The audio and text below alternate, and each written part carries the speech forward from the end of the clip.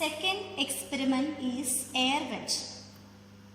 For this experiment, we must require sodium vapor lamp, travelling microscope and an air wedge apparatus. So, before moving to this experiment, I will explain what is air wedge.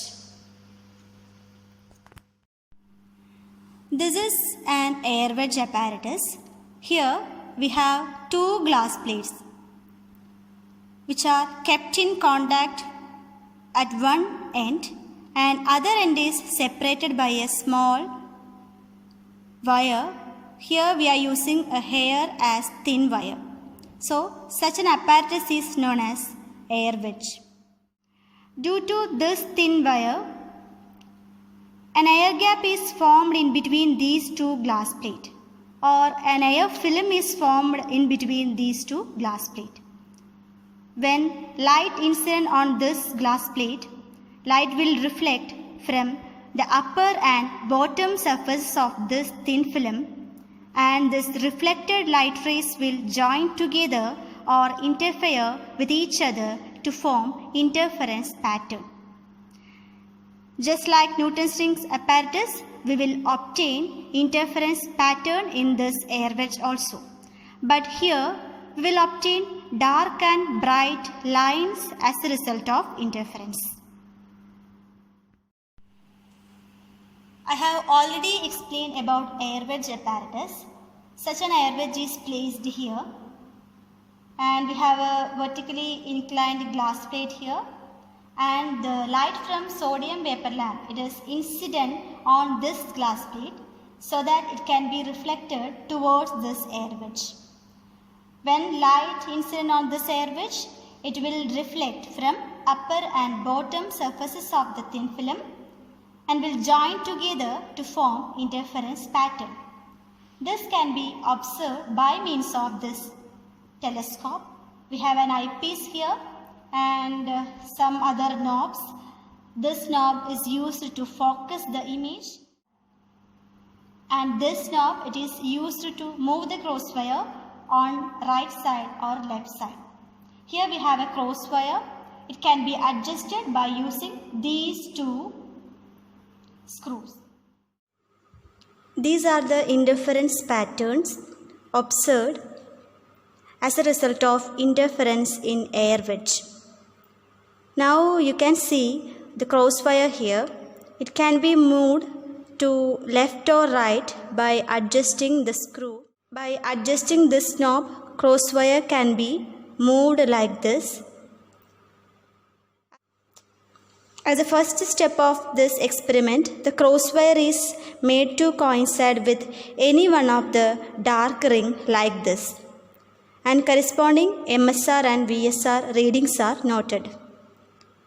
Then the crosswire is moved to right by rotating the knob and count the dark lines, and it is coincide with the fifth line on the right side. Now I am moving this crosswire to the right side and it is made to coincide with the fifth line of the pattern. Now MSR and VSR readings are noted. This process is continued for 10th, 15th, 20th dark line of interference pattern, and the readings are noted up to 13th line of pattern.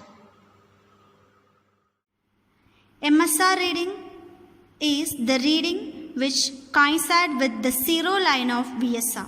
So here this zero line coincide with the line of 9.4, so that MSR will be 9.4. So it is simply the reading which coincide with the zeroth line of VSR. That reading is known as MSR. Here there are so many divisions on this vernier scale. Vernier scale is divided into 50 divisions. So this is our 10th division, 20th division, 30th division, 40th division and 50th division.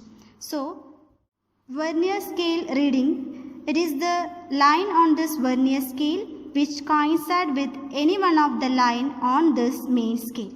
you may feel these two lines as a single line. Here I will show you an example. Here the 20th line on vernier scale coincide with the line 10.5 of main scale. So the vernier scale reading will be 20. Second experiment, air wedge. Already ഞാൻ procedure എല്ലാം explain ചെയ്ത് കഴിഞ്ഞു. So ലൈറ്റിൻ്റെ phenomena, interference എന്നുള്ള phenomena തന്നെയാണ് ഇവിടെ use ചെയ്യുന്നത്. Newton's റിങ്ങിൻ്റെ അതേ സെറ്റപ്പ് തന്നെയാണ് ഇതിലും നമുക്ക് ഫോളോ ചെയ്യാനുള്ളത്. So here we have sodium vapour lamp, then an air wedge apparatus and a traveling microscope. ഇത്രയാണ് ഈ ഒരു എക്സ്പെരിമെൻറ്റിന് വേണ്ടത്. സോ എയർ വെഡ്ജ് എന്താണെന്ന് ഞാൻ ആദ്യമേ എക്സ്പ്ലെയിൻ ചെയ്ത് കഴിഞ്ഞിരുന്നു. 2 ഗ്ലാസ് പ്ലേറ്റും വേണം. Then it is separated by a thin wire. ഒരു എൻഡിൽ ഒരു തിൻ വയർ വെച്ച് അതിനെ സെപ്പറേറ്റ് ചെയ്തിരിക്കുന്ന ഒരു സെറ്റപ്പാണ് എയർ വെഡ്ജ്. അപ്പോൾ സോഡിയം വേപ്പർ ലാമ്പിൽ നിന്നുള്ള ലൈറ്റ് ഇവിടെ 45 ഡിഗ്രിയിൽ ഇൻക്ലൈൻഡ് ചെയ്ത് വെച്ചിരിക്കുന്ന ഒരു ഗ്ലാസ് പ്ലേറ്റ് അതിൽ വന്ന് ഇൻസിഡൻറ്റ് ചെയ്യുമ്പോൾ ആ ലൈറ്റ് എയർ വെഡ്ജിലേക്ക് റിഫ്ലക്റ്റ് ചെയ്ത് താഴത്തേക്ക് വരുന്നു. സോ ഈ റിഫ്ലക്റ്റ് ചെയ്ത് വരുന്ന ലൈറ്റ് എയർ വെഡ്ജിൻ്റെ തിൻ ഫിലിമിൽ ഇൻസിഡൻറ്റ് ചെയ്യുന്ന സമയത്ത് അതിൻ്റെ അപ്പർ ലെയറിൽ നിന്നും ലോവർ ലെയറിൽ നിന്നും റിഫ്ലക്റ്റ് ചെയ്ത് ജോയിൻ ചെയ്യാനൊരു പോസിബിലിറ്റി ഉണ്ട്.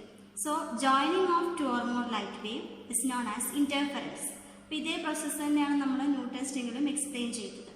സോ അങ്ങനെ 2 ലൈറ്റ് വേവ്സ് ഇൻ്റർഫെയർ ചെയ്യുന്നതിൻ്റെ റിസൾട്ടായിട്ടാണ് ഇൻ്റർഫറൻസ് പാറ്റേൺ ഒബ്സർവ് ചെയ്യുന്നത്. സോ ഇവിടെ ഇൻ്റർഫറൻസ് പാറ്റേൺ എന്ന് പറഞ്ഞു കഴിഞ്ഞാൽ ആൾട്ടർനേറ്റ് ആയിട്ടുള്ള ഡാർക്ക് ആൻഡ് ബ്രൈറ്റ് ലൈൻസ് ആണ് എയർ വെഡ്ജിലെ ഇൻ്റർഫറൻസ് പാറ്റേൺ. ആ ഇൻ്റർഫറൻസ് പാറ്റേൺ നമ്മൾ ഈ ട്രാവലിംഗ് മൈക്രോസ്കോപ്പ് യൂസ് ചെയ്ത് ഒബ്സർവ് ചെയ്യാണ് ചെയ്യുന്നത്. സോ ഇതിൽ കുറച്ച് നോബ് ഒക്കെ ഉണ്ട്. ഇതിൽ ഫസ്റ്റ് നോബ്, ഈ നോബ് യൂസ് ചെയ്യുന്നത് ഇമേജ് ഫോക്കസ് ചെയ്യാനാണ്. ഇവിടെ ഒരു നോബുണ്ട്. ഇത് യൂസ് ചെയ്ത് ട്രാവലിംഗ് മൈക്രോസ്കോപ്പിലുള്ള ക്രോസ് വയറിനെ ലെഫ്റ്റ് സൈഡിലേക്കോ റൈറ്റ് സൈഡിലേക്കോ നമുക്ക് മൂവ് ചെയ്യാം. ദെൻ പ്രൊസീജിയർ എങ്ങനെയാണെന്ന് വെച്ച് കഴിഞ്ഞാൽ ഇതിലെ cross wire first of all image എല്ലാം നമ്മൾ ഫോക്കസ് ചെയ്ത് വെക്കുന്നു. ആഫ്റ്റർ ദാറ്റ് ഇതിലെ ക്രോസ് വയർ ഏതെങ്കിലും ഒരു ഡാർക്ക് ലൈനിൽ കോയിൻസൈഡ് ചെയ്ത് വെക്കണം. അപ്പോൾ അത് അങ്ങനെ കോയിൻസൈഡ് ചെയ്ത് വെക്കാനായിട്ട് നമുക്ക് ഈ നോബ് യൂസ് ചെയ്യാം. ഈ നോബ് റൊട്ടേറ്റ് ചെയ്ത് ഏതെങ്കിലും ഒരു ഡാർക്ക് ലൈനിൽ ക്രോസ് വയർ കോയിൻസൈഡ് ചെയ്ത് വെക്കുക.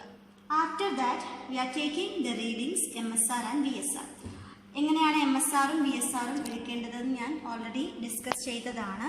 This is our main scale reading and this is vernier scale reading. അപ്പം മുകളിൽ നിങ്ങൾക്ക് ചെറിയൊരു സ്കെയിൽ കാണാം, അതാണ് vernier scale.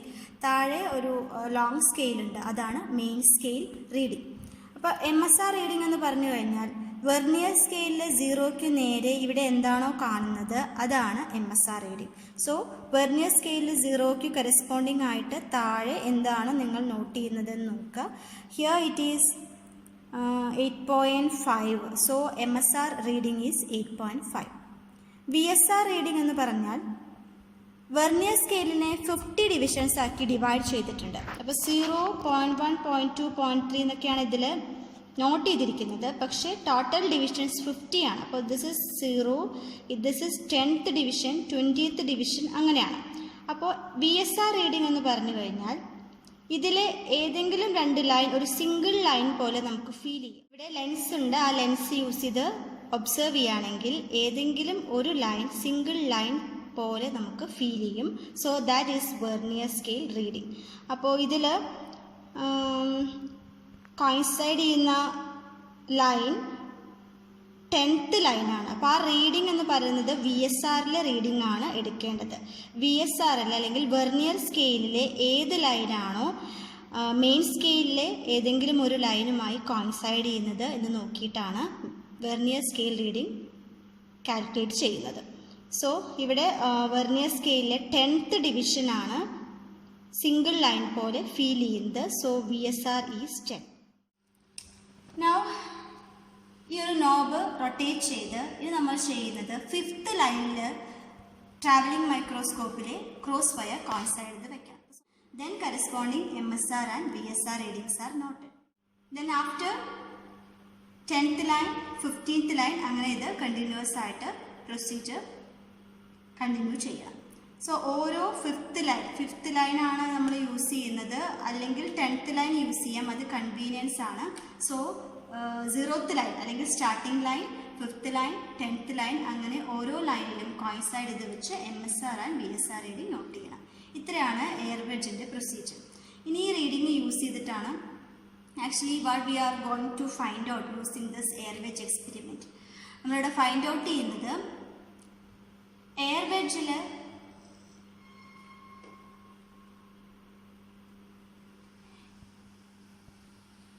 Air wedge apparatus already ഞാൻ ഡിസ്ക്രൈബ് ചെയ്തിരുന്നു. സോ അതിലൊരു തിൻ വയർ ഉണ്ട് എന്നുള്ളത് പറഞ്ഞു.